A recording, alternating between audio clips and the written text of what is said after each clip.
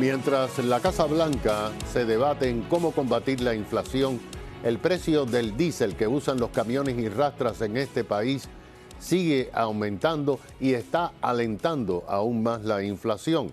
Así estamos en los Estados Unidos, pero entre la parálisis de China, la continua guerra de Ucrania, cómo está Europa y cómo está América Latina desde el punto de vista económico y de crecimiento económico, además de los ingredientes políticos en varios países. Hoy tenemos al analista económico internacional Damián Valenzuela, presidente de la firma Latin America Invest. Bienvenido, Damián. Esto es como un rompecabezas. Totalmente. Y todo lo que pasa nos afecta. Pero evidentemente yo quisiera comenzar por la inflación, porque nosotros estamos aquí hasta el cuello, pero hay países que la inflación está mucho peor. Antes que nada, Tomás, muchas gracias. Como siempre, es un placer conversar contigo. Empecemos por América Latina. América Latina tiene un combo de importación de inflación americana. Fíjate lo que te estoy mencionando. La inflación comienza acá en casa. Tenemos uno de los fenómenos inflacionarios más importantes de los últimos 40 años, 8.5% en la medición interanual. Y como América Latina es dólar dependiente, porque las reservas de los bancos centrales latinoamericanos están en dólares, esa inflación americana se exporta bajo modelo latinoamericano, en donde se acelera aún más. Y vemos países que venían con una inflación relativamente sostenida, a la baja, como Chile, que tenía un 2-3%, este año quizás termina en un 10%. Obviamente que además le tendremos que agregar el condimento de la llegada del presidente Boric, que es ese giro hacia la izquierda que están teniendo casi todos los países latinoamericanos, con Fernández en Argentina, Pedro Castillo en Perú, lo que puede llegar a pasar con Duque en Colombia, o lo que ya es casi seguro que el presidente o el expresidente Lula da Silva regrese al gobierno en Brasil. O sea, tenemos un condimento de una inflación americana exportada a Latinoamérica, tenemos el condimento de la guerra rusa-ucraniana, que hoy ya no solamente es una guerra en términos físicos, sino que también es una guerra en términos alimentarios, energéticos y logístico, que también ha presionado obviamente a los precios internacionales. Lo que está pasando en China con este nuevo confinamiento que genera una supresión en la cadena de suministro, y en ese combo, gobiernos latinoamericanos que vuelven hacia esa tendencia de la izquierda que te genera volatilidad. Este es un poco el concepto. El crecimiento, lo que prevé la CEPAL para el año 2022, ya se ha regulado hacia la baja, se ve un promedio de 2,1% general. En América Latina, en la América Central, la CEPAL está, y el Banco Interamericano y el Fondo Monetario, el crecimiento es 1 punto algo, un poco más bajo. A ver, las economías más importantes de América Latina tenemos que ver la de mexicana y la brasilera, que son las que dentro de su propio combo tienen el menor crecimiento de dentro de la estructura y obviamente terminan impactando en el resto de los países. Pero, en definitiva, estos tres combos de alta inflación mundial, no es un problema solamente de Estados Unidos ni de Latinoamérica, sino que también es el mismo fenómeno que se vive en Europa. Pero perdona, Argentina, esa nación tan espectacular, tu país, hemos estado allí, tú y yo.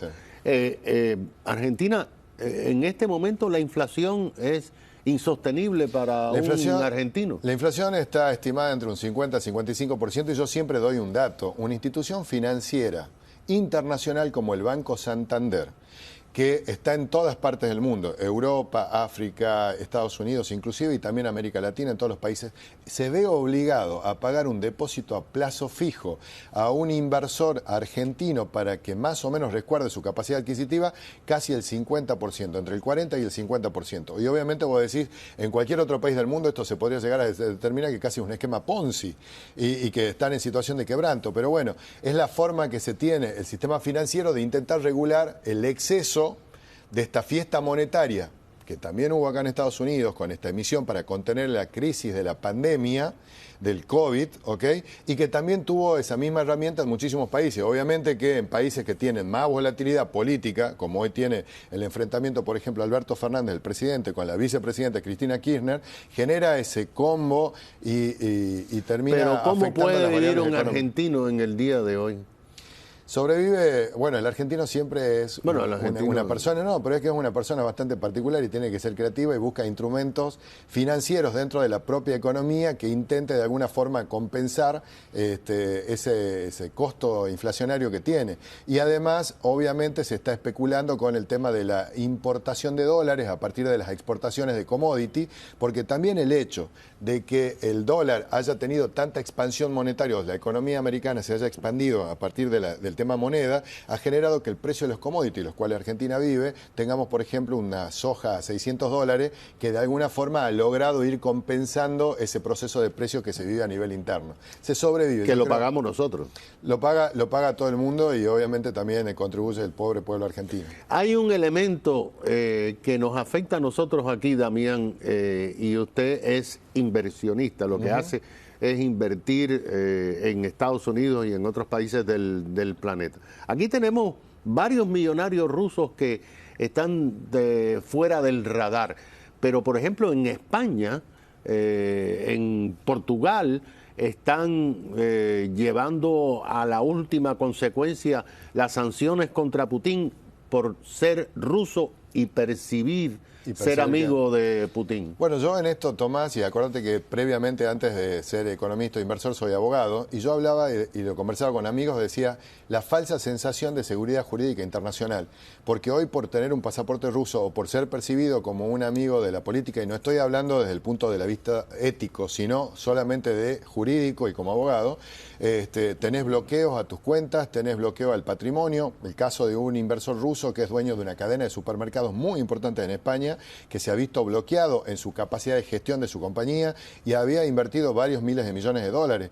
Entonces, esta sensación es que estamos en una nueva organización geopolítica internacional en donde hay distintos niveles de bloque y en donde yo creo que el gran beneficiado termina siendo China y el gobierno de China, que ha utilizado al gobierno ruso como para marcar la línea y de alguna forma dar y barajar cartas, porque esta inflación exportada a nivel mundial en las economías democráticas son las que afectan el bolsillo de la gente y del votante y son las que generan estas malas sensaciones, estos malos humores. Mientras que en China, que tiene un gobierno no democrático y que tiene una planificación a mediano y largo plazo, controlan mucho mejor estas variables, sensaciones o sentimientos, y entonces la volatilidad se termina trasladando al mundo y es en eso en donde ellos terminan ganando. Esta semana la bolsa se volvió a desplomar y el Bitcoin está perdiendo mucho dinero. Incluso una publicación, Quartz, publica que los Bitcoin de la ciudad de Miami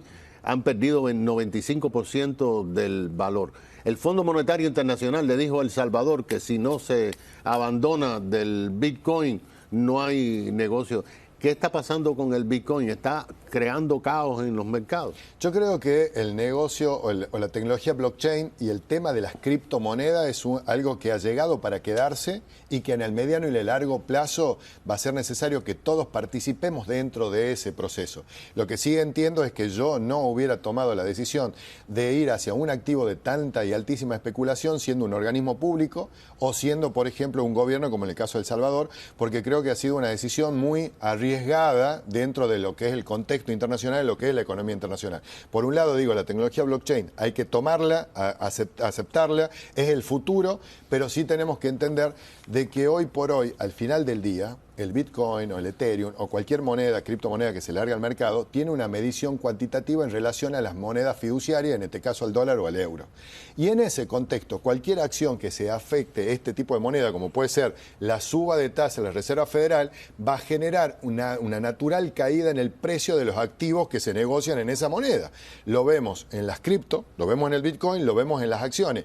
A medida, señores, a medida que la Reserva Federal suba las tasas, el dólar se va a fortalecer y obviamente el precio de los activos que se negocian en dólares van a bajar o van a tender a una contracción de precios, que es la forma natural que se tiene en los mercados eficientes a controlar el tema inflacionario. Y el Bitcoin estaba sufriendo los beneficios de la inflación y ahora va a estar pagando los costos de este exceso, de esta fiesta de emisión monetaria que hubo en estos últimos 2 años para campear la pandemia. Está saliendo capital en este momento de la América Latina más que lo de común. Tus clientes están invirtiendo aquí. ¿El dinero tiene miedo en la América Latina en este momento? Sí, y esto es un fenómeno ya no solamente económico, porque el crecimiento en América Latina sigue sostenido y aparte yo siempre lo menciono, América Latina o África son los lugares en donde uno tiene que estar para invertir porque son los que mayor potencialidad de crecimiento tienen a mediano y largo plazo. ¿Por qué? Porque tenemos, por ejemplo, una tasa de natalidad enorme, el mercado sigue creciendo y las necesidades también. Ahora, los fenómenos políticos, esto que yo te estaba mencionando, de una izquierda con una agenda no solamente de riqueza y pobreza, sino con una agenda que va a afectar los valores de las instituciones clásicas que se mueven a nivel sociedad América Latina, genera un miedo y ese miedo termina siendo un flight to quality hacia los mercados en donde no sé si encontraré negocio, pero sí por lo menos voy a encontrar resguardo seguridad, y esos mercados son o Estados Unidos o Europa, que son los clásicos que soportan este tipo de situación o actividades. Muchas gracias a Damián Valenzuela, presidente de Latin America Invest. Enseguida regresamos.